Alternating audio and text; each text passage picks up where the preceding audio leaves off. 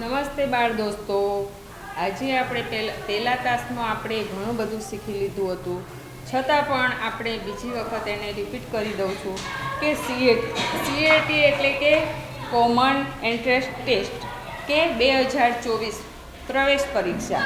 તો આ પ્રવેશ પરીક્ષાનું આપણે માળખું પણ જોઈ લીધું હતું, છતાં પણ હું ફરીથી કહી દઉં છું કે પ્રશ્ન 120 પ્રશ્ન પૂછાય છે અને એના ગુણ પણ 120 હોય છે અને એનો સમય 150 મિનિટનો હોય છે અને એનું પ્રશ્નપત્ર છે આપણે આસપાસ એટલે કે પર્યાવરણમાં આપણે બહુવિકલ્પી પ્રશ્નો પૂછાય છે કે બહુવિકલ્પી અને હેતુલક્ષી પ્રશ્નો. તો આપણે એના ગુણભાર પણ નક્કી કરી દીધા, એ બધું આપણે પહેલા તાસમાં જોઈ લીધું હતું. તો હવે બહુવિકલ્પી પ્રશ્નો એટલે કે આગળ આપણે જોઈ જ ગયા છીએ અને આપણા આસપાસના વાતાવરણમાંથી જ એ પ્રશ્ન પૂછવામાં આવે છે અને આપણે એનો સરળતાથી જવાબ આપી શકીએ છીએ. તો ચાલો હવે હું વિકલ્પિક પ્રશ્ન તમને પૂછીશ કે તમારે વાળ કપાવવાના હોય તો તમે કોની પાસે જશો? હવે બધા વાળ તો કપાવતા જ હશે, તો તમને ખબર જ હોય કે આપણે વાળ કપાવવા કોની પાસે જઈએ છીએ કે બધાના વ્યવસાય અલગ અલગ હોય. તો આમાં ઓપ્શન છે કે એ કે દરજી, બી તો કે મોચી, સી તો કે કુંભાર અને ડી એટલે કે વાણંદ. હવે આમાંથી કયો આવશે?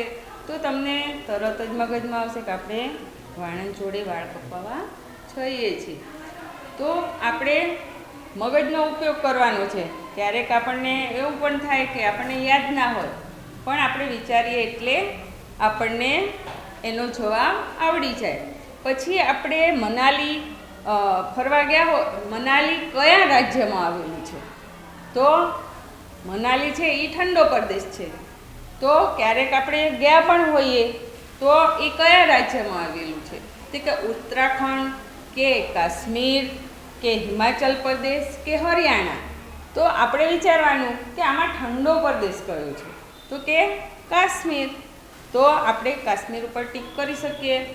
એવી જ રીતે આપણે બીજો પ્રશ્ન લઈએ કે જનરેટર ચલાવવા માટે આપણે કયા ઈંધણનો ઉપયોગ કરીએ છીએ? કે જનરેટર ચલાવવા માટે આપણે કે ગેસ ઉપયોગ કરીએ, કેરોસીન ઉપયોગ કરીએ કે પેટ્રોલ ઉપયોગ કરીએ કે ડીઝલ ઉપયોગ કરીએ? તો ઘણાના ઘરે પણ હોય છે જનરેટર. તો આપણે એમાં વિચારી અને લખવાનું છે કે આપણે એમાં ડીઝલનો ઉપયોગ કરીએ છીએ. તો એ જ રીતે કે પ્રકાશ મેળવવા ફાનસમાં કયું ઈંધણ વપરાય છે? ફાનસમાં જો અત્યારે તો જો કે ફાનસ નથી, પણ પહેલાંના વખતમાં ફાનસ હતી ત્યારે આપણે એમાં કયું ઈંધણ વાપરતા હતા? તો આમાં ઓપ્શન આપેલા જ હોય અને આપણે ક્યારેક દાદા દાદી જોડે પણ સાંભળેલું હોય. તો એમાં કે કેરોસીન, એ કેરોસીન, બી ડીઝલ, સી પેટ્રોલ કે ડી સૂર્ય ઉર્જા.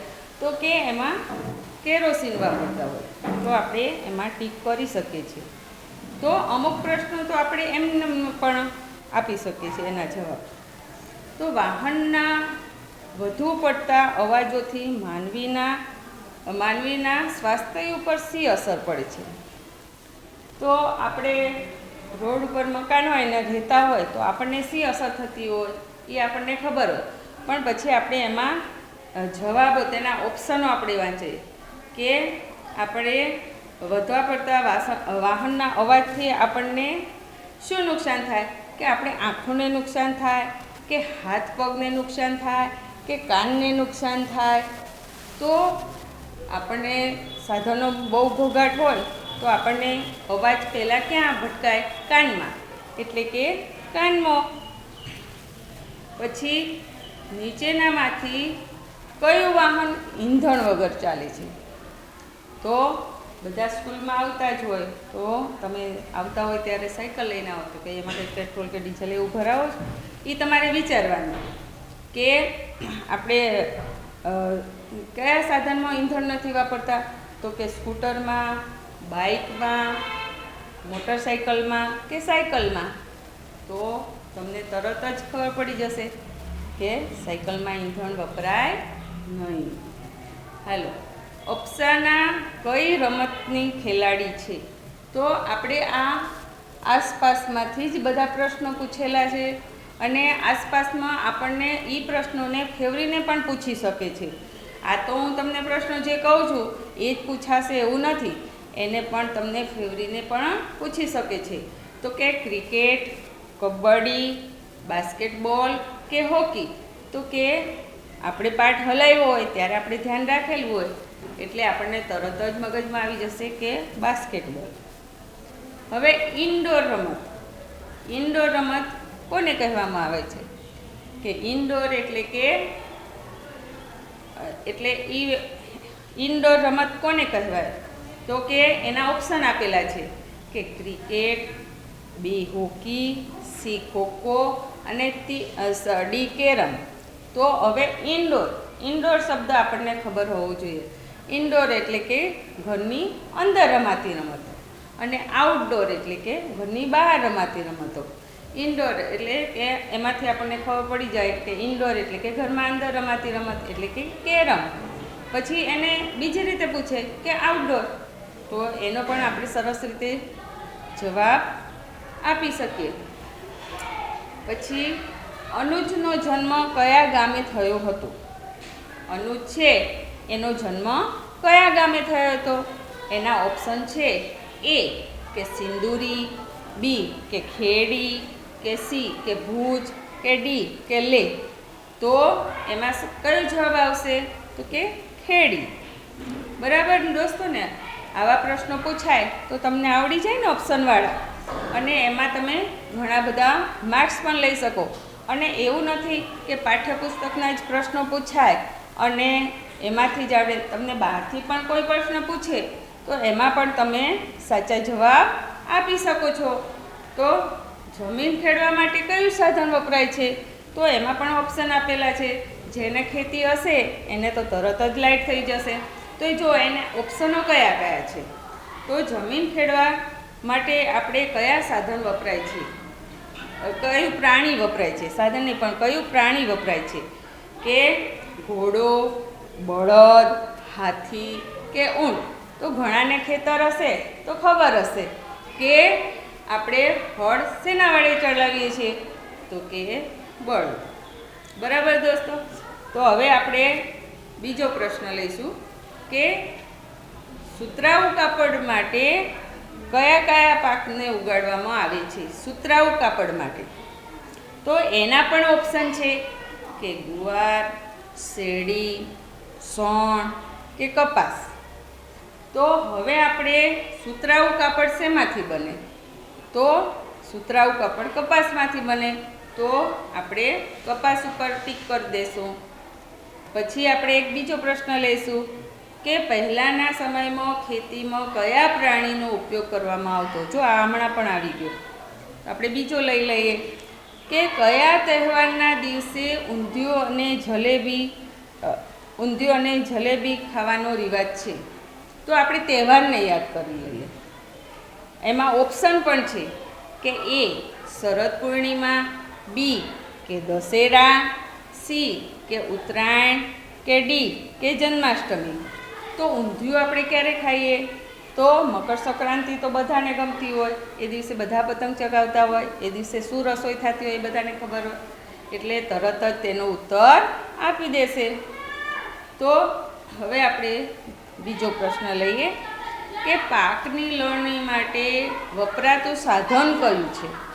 કે આપણે પાક વાવ્યો હોય એના માટે લણવા માટે કે વાઢવા માટેનું સાધન કયું હોય છે? કે કુહાડી હોય, કોદાળી હોય, કે દાંતરડું હોય, કે કોસ હોય? તો કે આપણે જેને જમીન હશે એને તો ખબર જ હશે, પણ બીજાને જેને પાઠમાં ધ્યાન રાખ્યું છે એને પણ ખબર હશે કે દાંતરડું હોય એનાથી આપણે વાઢી શકીએ છીએ. તમને બીજી રીતે પણ પ્રશ્ન પૂછે કે આપણે જમીન ખોદવા માટે કયા સાધનનો ઉપયોગ કરી શકીએ છીએ? આમ ફેવરીને પણ પ્રશ્ન પૂછી શકે અને એમાં આ જ ઓપ્શનો મૂકી શકે. તો તમને એના પ્રશ્નનો જવાબ આવડવો જોઈએ. કે કુવાડી હોય તો કુવાડીથી કંઈ આપણે પાકને લણી તો ના શકીએ. કોદાળી હોય તો કોદાળીથી તો આપણે ખોદી શકીએ.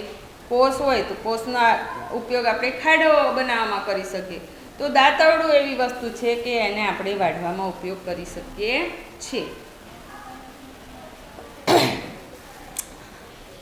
હવે બીજો પ્રશ્ન લઈ લઈએ કે ગુજરાતના ખેડૂતો વાવણીની શરૂઆત કયા મહિનામાં કરે છે? કે ગુજરાતના ખેડૂતો વાવણીની શરૂઆત કયા મહિનામાં કરે છે?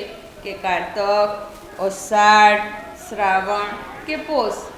તો કે અષાઢ. તો કે અષાઢ મહિનામાં દરેક જગ્યાએ વાવણી થાય છે. એ જ રીતે આપણે નીચેનામાંથી કયા રાજ્યની સીમા દરિયા કિનારે આવેલી છે? હવે આ આપણા પાઠ્યપુસ્તકનો જ પ્રશ્ન છે કે નીચેનામાંથી કયા રાજ્યની સીમા દરિયા કિનારે આવેલી છે? તો એ ઝારખંડ, બી છત્તીસગઢ, સી મેઘાલય અને ડી ઓડિશા. તો આપણે નકશામાં પણ જોઈ શકીએ અને નકશાનો ઉપયોગ કરીને પણ એમાં આપણે જોયેલી હોય તો ઓડિશા. હવે આપણે બીજો પ્રશ્ન લઈ લઈએ કે સૂર્યમણીને ભણવામાં મહત્ત્વ કોને સમજાવ્યું? હવે સૂર્યમણી હતી એને ભણવાનું મહત્ત્વ કોને સમજાવ્યું? એટલે કે બુધિયાભાઈએ, બી તેના પિતાએ કે મણિયા કાકાએ કે બીજા કોઈએ? તો કે મણિયા કાકાએ. તો એને ભણવાનું મહત્ત્વ મણિયા કાકાએ શીખવાડ્યું હતું. ચાલો હવે બીજો પ્રશ્ન લઈ લઈએ કે તમારા પપ્પાના પપ્પાને તમે શું કહો છો? કે તમે તમારા પપ્પાને શું કહો છો?